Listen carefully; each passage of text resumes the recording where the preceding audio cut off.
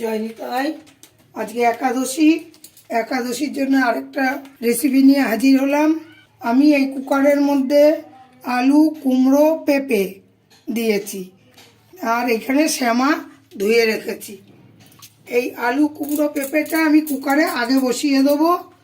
এর মধ্যে আমি সন্দক নুন দিয়ে দিচ্ছি পরিমাণ মতন। এইবার গোলমরিচের গুঁড়ো দিয়ে দিলাম। এবার এটাকে একটা সিটি দিয়ে নেবো আগে। এটা আমি বসিয়ে দিচ্ছি। ঢাকনাটা খুলে দিলাম। দারুণ সিদ্ধ হয়ে গেছে। এবার আমি এই শ্যামাটা দিয়ে দিচ্ছি, এই জল সমেত শ্যামাটা দিয়ে দিলাম।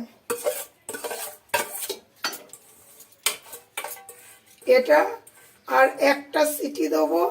কড়াইয়ের থেকে কুকারে করলে, প্রেশার কুকারে করলে একটা আঠা আঠা ভাব হয়, এত সুন্দর না, খুব ভালো লাগে। এটা কড়াইতে এত ভালো লাগে না।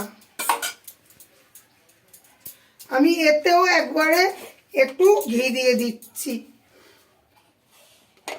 এই যে এইটাতেও বড় চামচের 1 চামচ ঘি দিয়ে দিলাম, একবারে দিয়ে দিলাম।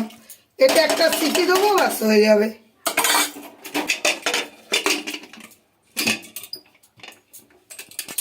বসিয়ে দিয়েছি। এবার এই কুকারটা হাওয়াটা বের করে দিই।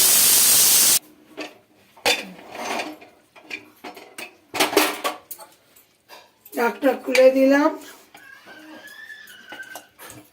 এটা টেনে যাবে, কিন্তু এখন মনে হচ্ছে একটু নরম নরম বেশি, কিন্তু এটা একদম টেনে যাবে। আমি এবার গোবিন্দর জন্য থালায় নামিয়ে দিচ্ছি। 5 মিশালি শ্যামা, সব রকম সবজি দিয়ে। কিন্তু সব বললেও একাদশীর দিন সিম, বরবটি, বেগুন দেওয়া যাবে না। একাদশীর 5 মিশালি শ্যামা। এবার আমি ঠাকুর ঘরে নিয়ে চলে যাচ্ছি। জয় নিতাই, জয় গৌর হরি, জয় রাধা মাধব।